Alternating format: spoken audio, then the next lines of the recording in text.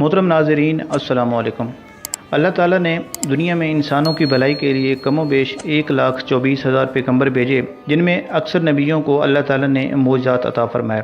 حضرت موسیٰ علیہ السلام کو عصا عطا فرمایا۔ ید بیضاء کا معجزہ بڑا مشہور ہے۔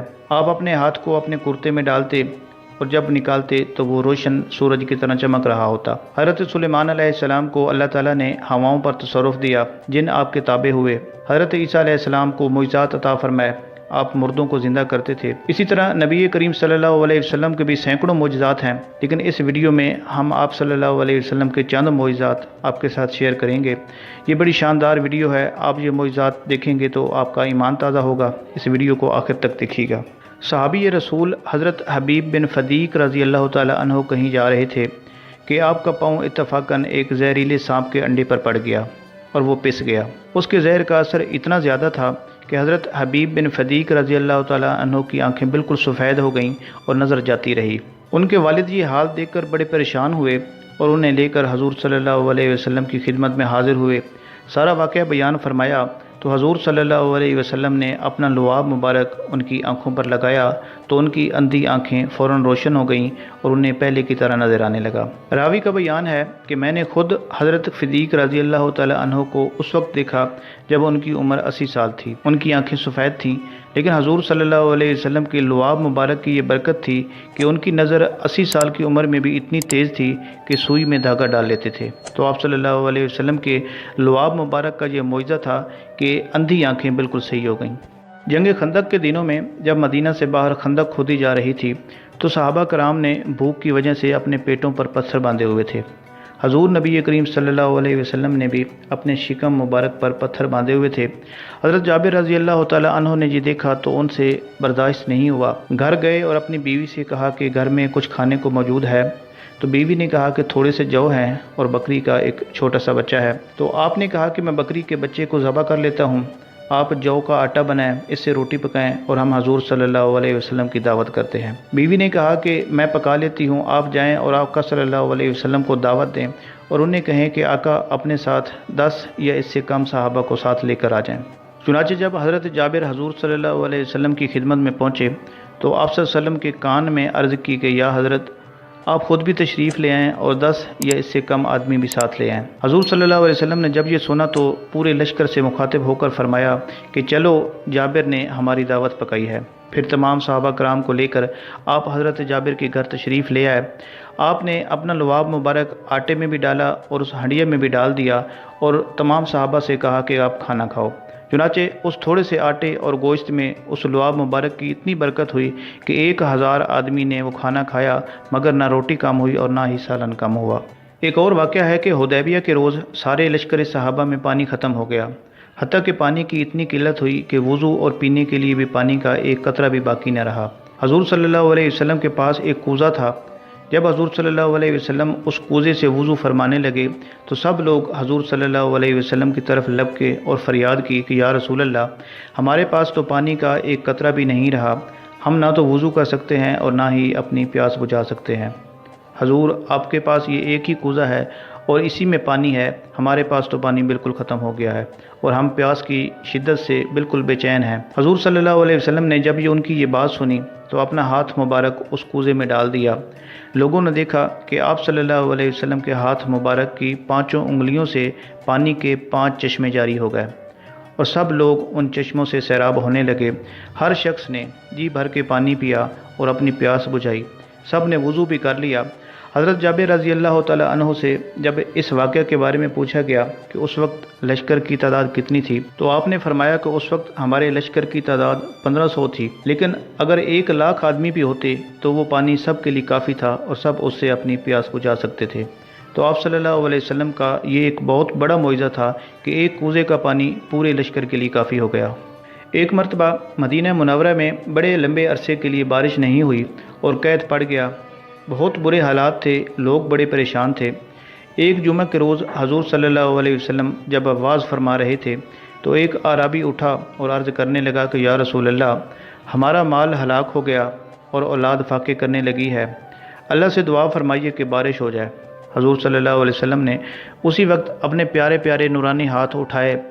راوی کا بیان ہے کہ آسمان بالکل صاف تھا اور بدلوں کا بالکل نام و نشان نہیں تھا، مگر آقا صلی اللہ علیہ وسلم کے ہاتھ اٹھانے کی دیر تھی کہ بادل پہاڑوں کی مانند چھا گئے اور چھاتے ہی مینہ برسنے لگا۔ حضور صلی اللہ علیہ وسلم ممبر پر ہی تشریف فرما تھے کہ مینہ برسنا شروع ہو گیا اور اتنا برسا کہ چھت ٹپکنے لگی اور حضور صلی اللہ علیہ وسلم کی ریش مبارک سے پانی کے قطرے گرتے رہے۔ جمعے کا دن گزر گیا، بارش برستی رہی، ہفتے کے دن بھی بارش ہوتی رہی، اس سے اگلے دن بھی ہوئی، حتیٰ کہ لگاتار اگلے جمعے تک بارش ہوتی رہی۔ اگلے جمعے کو جب حضور صلی اللہ علیہ وسلم جمعے کا وعظ فرمانے لگے تو وہی عربی جس نے پہلے جمعے کو بارش نہ ہونے کی تکلیف عرض کی تھی اور کہا تھا کہ یا حضرت دعا کریں، وہی اٹھا اور عرض کرنے لگا کہ یا رسول اللہ، اب تو مال غرق ہونے لگا ہے اور مکان گرنے لگے ہیں، دعا فرمائیے کہ یہ بارش اب رک جائے۔ چنانچہ پھر آپ صلی اللہ علیہ وسلم نے اپنے پیارے نورانی ہاتھ اٹھائے اور انگلی مبارک سے اشارہ فرما کر دعا فرمائی کہ اے اللہ، ہمارے ارد گرد تو بارش ہو لیکن ہم پر نہ ہو۔ آپ صلی اللہ علیہ وسلم کا یہ اشارہ کرنا ہی تھا کہ جس جس طرف آپ کی انگلی اٹھتی گئی اس طرف سے بادل پھٹنا شروع ہو گیا اور مدینہ منورہ کے اوپر سب آسمان صاف ہو گیا۔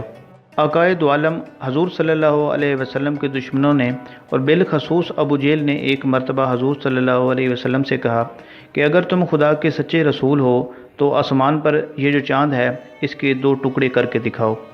آپ صلی اللہ علیہ وسلم نے فرمایا کہ کوئی بات نہیں، یہ ابھی کر کے دکھا دیتا ہوں۔ چنانچہ آپ صلی اللہ علیہ وسلم نے چاند کی طرف اپنی انگلی مبارک سے اشارہ فرمایا تو چاند کے 2 ٹکڑے ہو گئے۔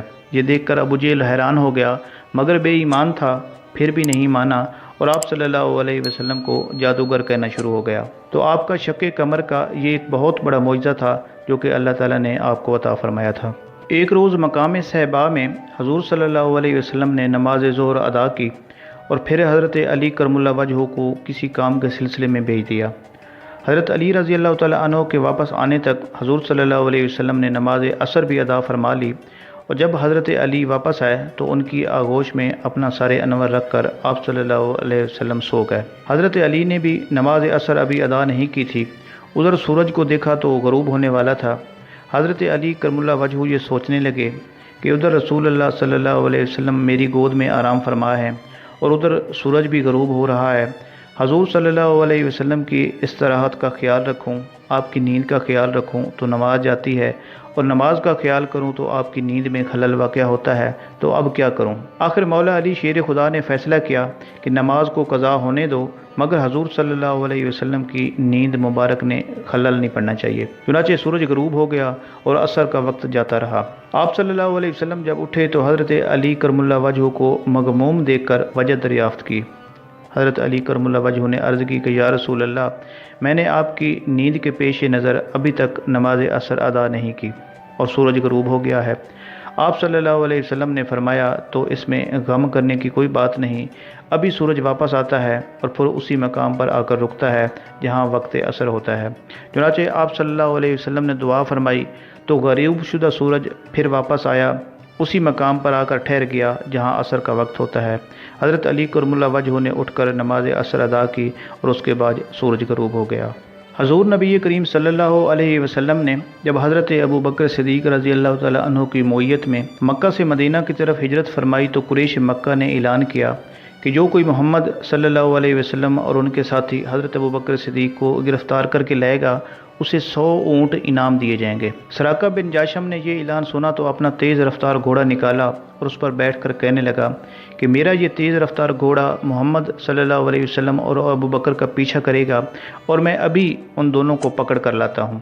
چنانچہ اس نے اپنے گھوڑے کو دوڑایا اور تھوڑی ہی دیر میں آپ صلی اللہ علیہ وسلم کے قریب پہنچ گیا۔ حضرت صدیق اکبر نے جب یہ دیکھا کہ سراقہ گھوڑے پر سوار ہے اور ہمارے پیچھے آ رہا ہے اور ہم تک پہنچنے ہی والا ہے تو عرض کی یا رسول اللہ، سراقہ نے ہمیں دیکھ لیا ہے اور وہ ہمارے بالکل پیچھے آ رہا ہے۔ حضور صلی اللہ علیہ وسلم نے فرمایا کہ اے صدیق، کوئی فکر نہ کرو، ہمارا اللہ ہمارے ساتھ ہے۔ اتنے میں سراقہ بالکل جب قریب آ پہنچا تو آپ صلی اللہ علیہ وسلم نے دعا فرمائی تو زمین نے فوراً سراقہ کے گھوڑے کو پکڑ لیا اور اس کے گھوڑے کے چاروں پاؤں پیٹ تک زمین میں دھنس گئے۔ سراقہ نے جب یہ منظر دیکھا تو گھبرایا اور عرض کرنے لگا کہ یا رسول اللہ، مجھے اور میرے گھوڑے کو اس مصیبت سے نجات دلائیے، میں آپ سے وعدہ کرتا ہوں کہ میں پیچھے مڑ جاؤں گا اور جو کوئی آپ کا پیچھا کرتا ہوا آپ کی تلاش میں ادھر آ رہا ہوگا میں اسے بھی اپنے ساتھ واپس لے جاؤں گا۔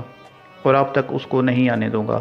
چنانچہ آپ صلی اللہ علیہ وسلم کے حکم سے زمین نے اس کے گھوڑے کو چھوڑ دیا۔ تو یہ آقا صلی اللہ علیہ وسلم کے چند معجزات تھے جو ہم نے آپ کی خدمت میں پیش کیے۔ اللہ سے دعا ہے کہ ہمارا بیان کرنا اور آپ لوگوں کا سننا اپنے بارگاہ اقدس میں قبول فرمائے۔